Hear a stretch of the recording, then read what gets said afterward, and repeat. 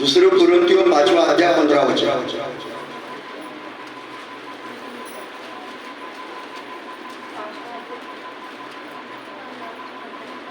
और वह इस निमित्त सबके लिए मरा कि जो जीवित है वे आगे को अपने लिए न जिए, परंतु उसके लिए जो उसके लिए मरा और फिर जी उठा। मिला क्या सबके वचन? प्रभु यीशु ने जो क्रूस पर जान दी वो किस लिए दी, इस विषय में हम पवित्र शास्त्र में से देख रहे हैं।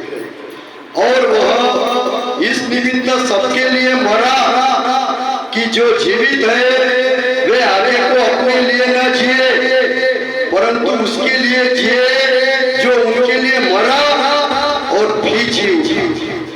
Hallelujah, praise the lord. कितने लोगों को ये वचन समझा? कुछ लोगों को समझ में नहीं आ रहा।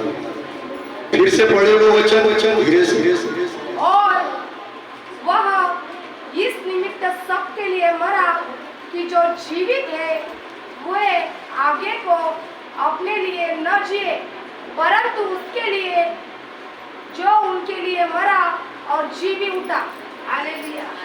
प्रभु यीशु ने मरा कि प्रभु यीशु ने क्रूस पर जो बलिदान दिया, प्रभु यीशु क्या चाहता है कि जिन लोगों ने प्रभु यीशु पर विश्वास किया वो लोग अब खुद के लिए नहीं जिए, वो लोग प्रभु यीशु के लिए जिए।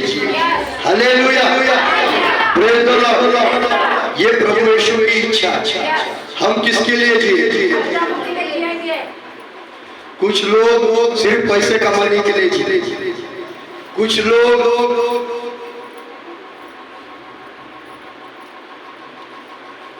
ये दुनिया की बातें के लिए उनका इंटरेस्ट रहता है। बस मुझे पैसा चाहिए, मुझे ये बनना है, मुझे बड़ा घर बनाना है, इसके लिए लोग जीते। लेकिन हम किसके लिए जीते? अगर हमने प्रभु यीशु को जान लिया है, अगर हमने प्रभु यीशु का अनुभव लिया है कि प्रभु यीशु ने मुझे पापों की मुक्ति दी है, प्रभु यीशु ने मुझे उद्धार दिया है, प्रभु यीशु ने मुझे अनंत जीवन दिया है, अब मैं केवल उसके लिए जीऊंगा। Hallelujah, praise the lord. ये तीसरा मुख्य कारण है प्रभु यीशु का क्रूस पर जान देने का। वो चाहता है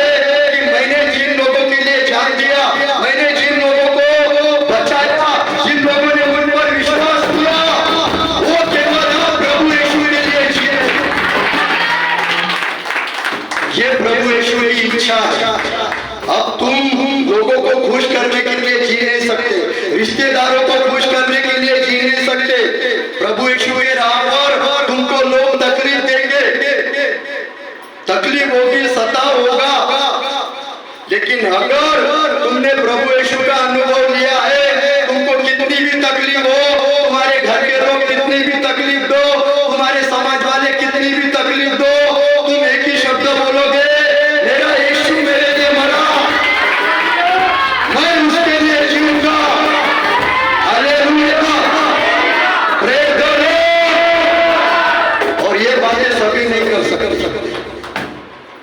ये बातें वही करेगा जिसने प्रभु यीशु का अनुभव लिया, जिसने प्रभु यीशु को जाना। जो पाप में था, जिसको दुनिया ने छोड़ दी थी, जो कोई उसको खड़ा नहीं करता था, वो प्रभु यीशु के पास गया और प्रभु यीशु ने उसका जीवन बदल दिया। वो कभी भी अपने रिश्तेदार की परवाह नहीं करेगा, वो कभी भी अपने समाज वाले की परवाह नहीं करेगा। वो बोलेगा मैं मेरे प्रभु यीशु के लिए जीऊंगा। जो बीमारी में था, सारे दवाखाने कर लिया, सारे बाबा लोग कर लिया, छुटकारा नहीं मिला, लेकिन जब प्रभु यीशु के पास आया, प्रभु यीशु ने छुटकारा दिया। वो जान चुका कि प्रभु यीशु जीवित परमेश्वर है। और वो बोलेगा अभी मुझे कितना भी सताव हो, मैं मेरे यीशु के लिए जीऊंगा। Hallelujah, praise the lord. ऐसा जीवन प्रभु यीशु चाहता है। कितने लोग ऐसा जीवन जीने को तैयार है? ठीक। आज खुशी का दिन है, ईस्टर का दिन है। आज 40 दिन के उपवास भी छूटने वाले हैं। मैं भी खाना खाने वाला हूँ, तुम भी खाना खाने वाले हो। और आज हमने आचार्य भी बदला है, खाना भी अच्छा बनने वाला है और शारीरिक भोजन भी अच्छा मिलने वाला है और आज परमेश्वर आत्मिक भोजन भी अच्छा मिलने वाला है। हालेलुया! Praise the Lord. तो प्रभु यीशु की इच्छा है कि जिसने विश्वास किया वो प्रभु यीशु के लिए जिए। और ऐसे लोग कहाँ पर थे बाइबल में? जो केवल परमेश्वर से प्रेम करते थे, जो परमेश्वर की प्रार्थना में रहते थे, परमेश्वर की आराधना में रहते थे, ऐसे लोग हैं ना बाइबल में। जब पतरस ने पहली मंडली चालू किया, वहां पर कैसे लोग थे? कुछ तो मालूम होगा उन लोगों के बारे में, क्या करते थे वो?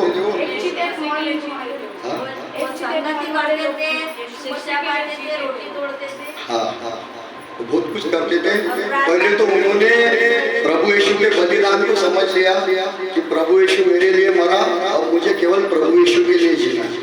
उन्होंने सबसे पहले जाकर अपना जो घर है, अपना प्लॉट है वो बेच डाला।